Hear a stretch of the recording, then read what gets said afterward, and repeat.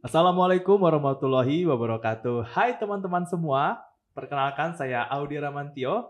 Selamat datang di Ruang Tengah, persembahan dari cariustad.id, sebuah platform yang menghadirkan ustadz dan ustazah yang ramah dan kompeten untuk berbagai kegiatan keagamaan, dimulai dari belajar Islam untuk anak sampai dewasa, bimbingan mualaf, khotbah Jumat, sampai kajian di kantor. Nah, kali ini Cari Ustadz.id berkolaborasi dengan kelas penyiar Indonesia yang merupakan tempat belajar public speaking dan broadcasting buat siapapun yang ingin meningkatkan rasa percaya diri, skill komunikasi, ataupun berkarya dengan suara.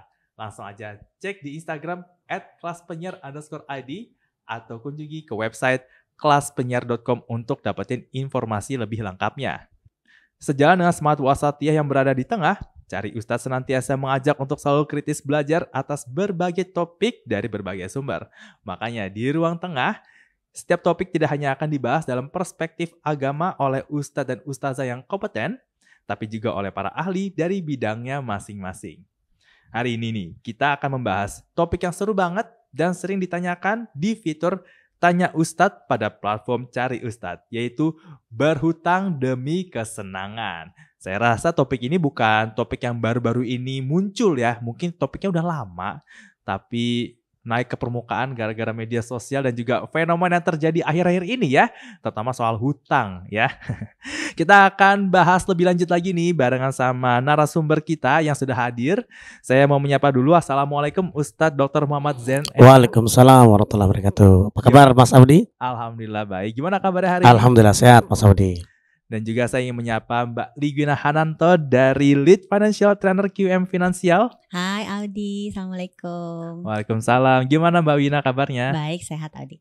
Nah, buat for your information aja nih, QM Finansial adalah perusahaan yang bergerak di bidang pelatihan dan edukasi dalam bidang literasi finansial yang berdiri sejak 2003 dengan misi Financial Education for All.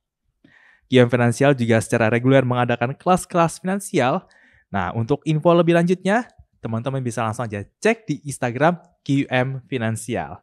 Nah, kita langsung aja nih masuk ke topik utama kita tentang berhutang demi kesenangan. Nah, Ustadz Zain, boleh dijelasin dulu nih dalam Islam hukum utang piutang ini seperti apa sih? Baik Mas Audi, hutang piutang dalam hukum Islam itu boleh. Hutang piutang termasuk transaksi dalam Islam. Kalau kita bisa punya uang cash gitu Mbak Wina, maka boleh. Kalau nggak punya uang cash, maka dalam Islam boleh berhutang. Yang ketiga dengan gadai. Nah, pertanyaan kemudian, boleh nggak kita berhutang? Boleh. Dalam Al-Quran disebutkan, ya ayyuhalladzina amanu idza tadayantum bidainin ila ajalim musamma faktubu. Ada syarat-syaratnya yang dilakukan. Kalau kita mau berhutang, ini ternyata biar tidak ada konflik antara yang ngutang dan yang dihutangin, itu harus faktubu, dicatat. Kalau zaman sekarang notaris. Iya kan, tercatat. De facto itu biar ketahuan utangnya berapa, utangnya berapa. Bahkan dalam hadis Nabi disebutkan, kalau kita punya utang jangan lupa bayar. Ini yang paling penting nih, punya utang Itu bayar. pesan dari Rasul itu. Iya, jadi minjemnya mah baik Mas Saudi. Minjemnya, iya kan. Minjemnya baik. Baik. Ya. Kau gran ditagih galakan dia. Iya, manis udah ketagihan Iya, galak akhirnya ya. ada Galakan penyakitnya ini. Iya. Orang yang ngutang ini ada capnya, gapatar. Apa tuh? Apa itu? Gerakan apa-apa entar. Bayar utang entar. Iya. Entar Pak, sok. Nah kata Nabi SAW, orang yang menunda-nunda hutang kezoliman. Matlul ghani zulmun. Orang yang tidak bayar hutang tadi tarsok kezoliman. Bahkan kata Nabi SAW, orang yang terbaik dalam bayar hutang adalah manusia yang terbaik. Inna min khiyarikum sanukum kodoa. Orang yang terbaik di antara kamu sekalian saat dia punya utang bayar. Bahkan pernah suatu ketika dalam riwayat yang cukup panjang, Nabi SAW ternyata pernah tidak menyolatkan orang yang masih ada hutang. Kemudian sahabat yang lain yang suruh nyolatkan. Nah, karena kata Nabi SAW, Fasallu alaihi, hei solatin sahabat tuh orang itu. Fa inni lam usalli man lahu alaihi dainun. Saya nggak mau nyolatin orang yang masih ada utang. Utang ini kan berkaitan dengan manusia. Hablum minan nas. ya kan? Maka harus ada yang menjamin. Ketika ada orang yang meninggal, siapa yang menjamin? Oh ternyata ahli waris ya, maka Nabi mau menyelatkan. Nah begitu. Jadi betapa bahayanya hutang, sebelum meninggal bayarlah begitu. Nah, tadi udah dijelasin nih hutang dalam hukum Islam nih. Nah, kalau dari sudut pandang finansial nih Mbak Wina, sebenarnya hutang itu menguntungkan atau merugikan sih? Nah, dari sisi financial planning, utang itu meringankan cash flow bulanan kita sebetulnya. Bayangin kalau untuk beli rumah harus 500 juta cash, nggak ada cerita. Kapan kebelinya ya kalau kayak gitu ceritanya kan? Maka sangat meringankan ketika kita bisa bayarnya sedikit demi sedikit, lama-lama jadi bukit. Menjadi isu adalah pada saat orang jadi takut karena utang itu temennya riba. Nah ini yang sering jadi kita bikin takut dan akhirnya menunda-nunda nggak usah beli rumah dulu karena khawatir nanti KPR riba. Padahal sebetulnya sudah ada pembiayaan syariah dan ini tetap masih ada, tapi itu jangan-jangan riba juga.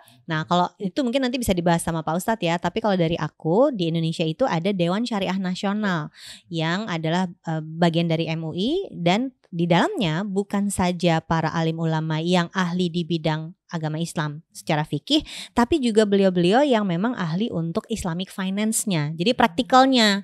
Nah, jadi jangan sampai kita yang umat muslim di Indonesia itu malah ketinggalan soal pembiayaan syariah, padahal di luar negeri yang non muslim pun sudah menggunakan pembiayaan syariah. Jadi kalau kita ngomonginnya utang, satu meringankan cash flow, yang kedua ada kok pembiayaan syariah kalau memang kita khawatir dan tidak mau bersinggungan sama riba.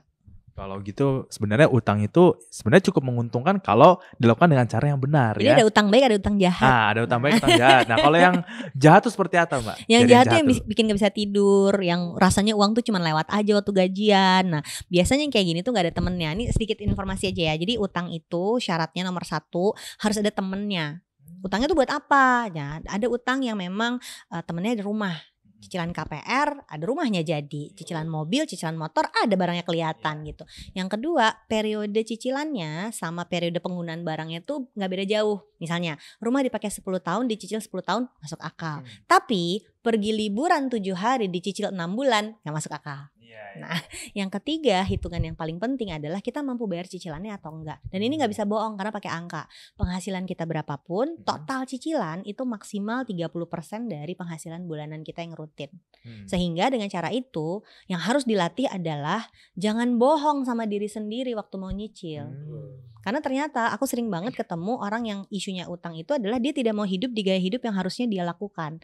Pengen lebih terus dia maksain. Nah itu yang akhirnya nyerempet bahaya kalau menurut aku. Oh gitu. Jadi itu yang utang yang jahat ya gitu. Utang kan? yang jahat tuh yang nyerempet bahaya. Nyerempet bahaya gitu kan. Nah kalau gitu Ustadz, ada gak sih batasan-batasan dalam hutang? Apalagi nih jangan sampai kita terjebak dalam riba nih karena utang ini nih gitu kan. Baik, kalau hutang tadi sebutkan, kalau dalam ilmu manajemen keuangan Islam itu tadi jangan lebih besar pasak dibanding tiang. Itu logis-logis aja sebetulnya, iya, makanya nggak perlu begitu, dalil kan? loh itu ya Nah, Pak bahkan Ustadz ya. ada juga yang bilang maksimal 40%, 30%. Artinya jangan melebihi dari batas karena ada kemampuan kita untuk memenuhi kebutuhan sehari-hari. Buat akses kesehatan, proteksi belum. Sekolahin anak. Buat ya anak, saving, nabung dan sebagainya itu bisa kebayang. Nah, batasan-batasan dalam Islam itu memang tidak ada, tapi selama kita mampu membayarnya. Itu yang sangat penting. Bahkan di dalam Islam orang yang dia punya utang tapi dia tidak ada biaya, memang betul-betul tidak ada kekayaannya yang dibayarnya, ini dianggap orang yang menerima dana zakat. Namanya gharimin. Innamas shadaqatu lil fuqara'i wal masakin wal 'amilina 'alayha wal mu'allafati qulubuhum wa fil wal gharimin. Orang yang dia punya utang tapi nggak ada uang buat bayar. Ini maka dibantu dari dana zakat. Tapi kalau zaman now kan ngutang dia lebih cenderung won. Selera sesuai dengan Bukan yang kepepet susah makan. bukan kepepet.